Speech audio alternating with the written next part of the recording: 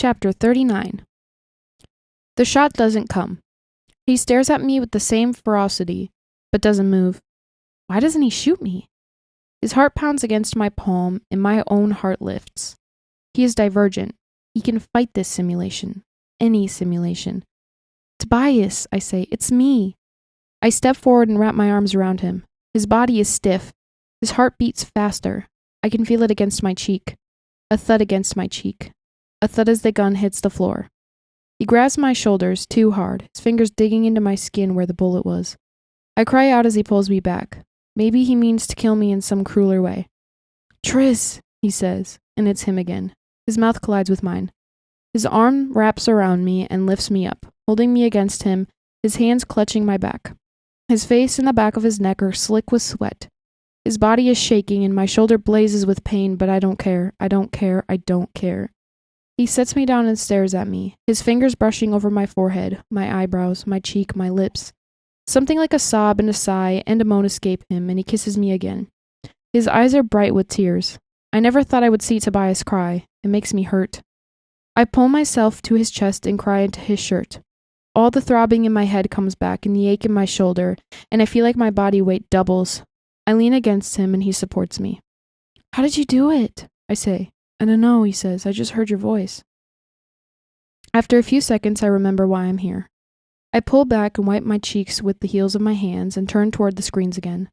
I see one that overlooks the drinking fountain. Tobias was so paranoid when I was railing against Dauntless there. He kept looking at all the walls above the fountain. Now I know why. Tobias and I stand there for a while, and I think I know what he's thinking, because I'm thinking it too. How can something so small control so many people? Was I running the simulation? He says.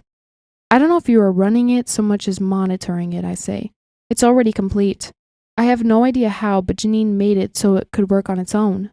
He shakes his head. It's incredible. Terrible. Evil. But incredible. I see movement on one of the screens and see my brother Marcus and Peter standing on the first floor of the building. Surrounding them are dauntless soldiers, all in black, all carrying weapons. Tobias, I say tersely, now! He runs to the computer screen and taps it a few times with his finger. I can't look at what he's doing. All I see is my brother. He holds the gun I gave him straight out from his body, like he's ready to use it. I bite my lip. Don't shoot. Tobias presses the screen a few more times, typing in letters that make no sense to me. Don't shoot. I see a flash of light, a spark from one of the guns, and gasp. My brother and Marcus and Peter crouch on the ground with their guns over their heads. For a moment, they all stir, so I know they're still alive, and the dauntless soldiers advance. A cluster of black around my brother. Tobias, I say. He presses the screen again, and everyone on the first floor goes still. Their arms drop to their sides. And then the dauntless move. Their heads turn from side to side, and they drop their guns, and their mouths move like they're shouting, and they shove each other, and some of them sink to their knees, holding their heads and rocking back and forth, back and forth. All the tension in my chest unravels, and I sit down, heaving a sigh. Tobias crouches next to the computer and pulls the side of the case off. I have to get this data, he says, or they'll just start the simulation again. I watch the frenzy on the screen. It is the same frenzy that must be happening on the streets. I scan the screens, one by one, looking for one that shows abnegation sector of the city. There is only one. It's at the far end of the room on the bottom. The dauntless on that screen are firing at one another, shoving one another, screaming. Chaos. Black-clothed men and women drop to the ground. People sprint in every direction. Got it, says Tobias, holding up the computer's hard drive. It is a piece of metal about the size of his palm. He offers it to me and I shove it in my back pocket. We have to leave, I say, getting to my feet. I point at the screen on the right. Yes, we do. He wraps his arms across my shoulders. Come on. We walk together down the hallway and around the corner. The elevator reminds me of my father. I can't stop myself from looking for his body. It is on the floor next to the elevator, surrounded by the bodies of several guards. A strangled scream escapes me. I turn away. Bile leaps into my throat, and I throw up against the wall. For a second, I feel like everything inside me is breaking, and I crouch by a body, breathing through my mouth so I don't smell the blood. I clamp my hand over my mouth to contain a sob. 5 more seconds. 5 seconds of weakness, and then I get up. 1, 2, 3, 4, 5. I am not really aware of my surroundings. There is an elevator in a glass room and a rush of cold air. There is a shouting crowd of dauntless soldiers dressed in black. I search for Caleb's face, but he is nowhere. Nowhere until we leave the glass building and step out into the sunlight. Caleb runs to me when I walk through the doors, and I fall against him. He holds me tightly. "Dad?" he says. I just shake my head. "Well," he said, almost choking on the word. He would have wanted it that way. Over Caleb's shoulder, I see Tobias stop in the middle of a footstep. His entire body goes rigid as his eyes focus on Marcus. In the rush to destroy the simulation, I forgot to warn him. Marcus walks up to Tobias and wraps his arm around his son. Tobias stays frozen, his arms at his sides and his face blank. I watch his Adam's apple bob up and down and his eyes lift to the ceiling. "Son," sighs Marcus. Tobias winces. "Hey," I say, pulling away from Caleb.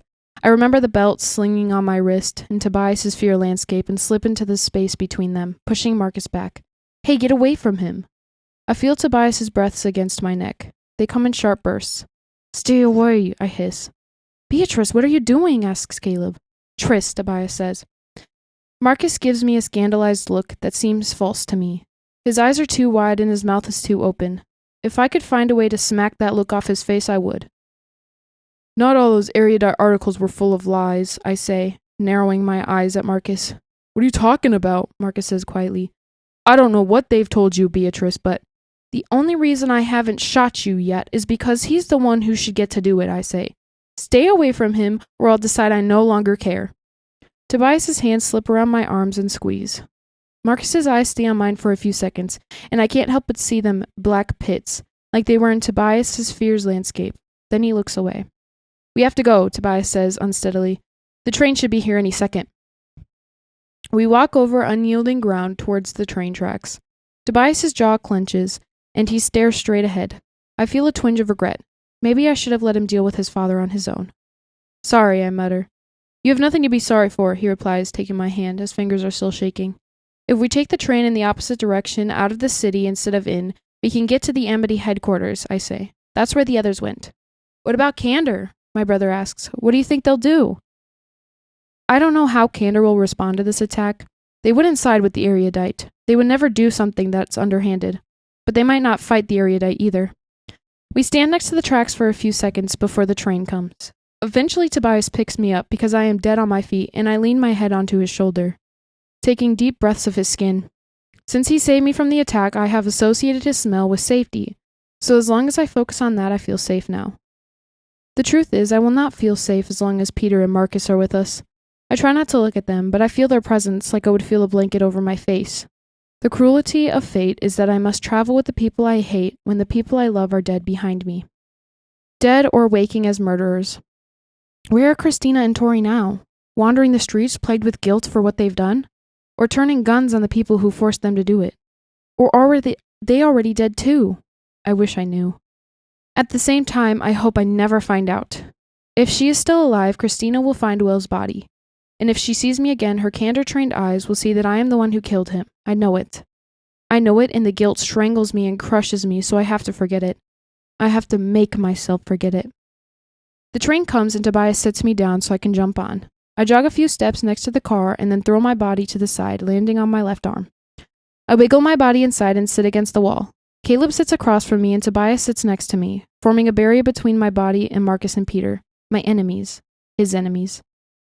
The train turns and I see the city behind us. It will get smaller and smaller until we see where the tracks end. The forest, the fields, I last saw when I was too young to appreciate them. The kindness of Amity will comfort us for a while, though we can't stay there forever. Soon the erudite and the corrupt Gauntless leaders will look for us, and we will have to move on. Tobias pulls me against him. We bend our knees and our heads so that we are enclosed together in a room of our own making, unable to see those who trouble us, our brains mixing on the way in and on the way out. My parents, I say, they died today. Even though I said it and even though I know it's true, it doesn't feel real. They died for me, I say. That feels important. They loved you, he replies. To them, there was no better way to show you. I nod and my eyes follow the line of his jaw. You nearly died today, he says. I almost shot you. Why didn't you shoot me, Tris? I couldn't do that, I say. It would have been like shooting myself. He looks pained and leans closer to me so his lips brush against mine when he speaks. I have something to tell you, he says. I run my finger along the tendons in his hands and look back at him. I might be in love with you. He smiles a little. I'm waiting until I'm sure to tell you, though. That's sensible of you, I say, smiling too. We should find some paper so you can make a list or a chart or something. I feel his laughter against my side, his nose sliding along my jaw, his lips pressing behind my ear. Maybe I'm already sure, he says, and I just don't want to frighten you. I laugh a little. Then you should know better. Fine, he says. Then I love you. I kiss him, and as the train slides into unlit, uncertain land, I kiss him for as long as I want, for longer than I should, given that my brother sits 3 feet away from me. I reach into my pocket and take out the hard drive that contains the simulation data. I turn it in my hands, letting it catch the fading light and reflect it. Marcus's eyes cling greedily to the movement. Not safe, I think, not quite. I clench the hard drive to my chest, lean against Tobias' shoulder, and try to sleep. Abnegation and Dauntless are both broken, their members scattered. We are like the factionless now. I do not know what life will be like, separated from a faction. It feels disengaged, like a leaf divided from a tree that gives us sustenance. We are creatures of loss. We have left everything behind. I have no home, no path, and no certainty. I am no longer Triss the selfless or Triss the brave. I suppose that now I must become more than either.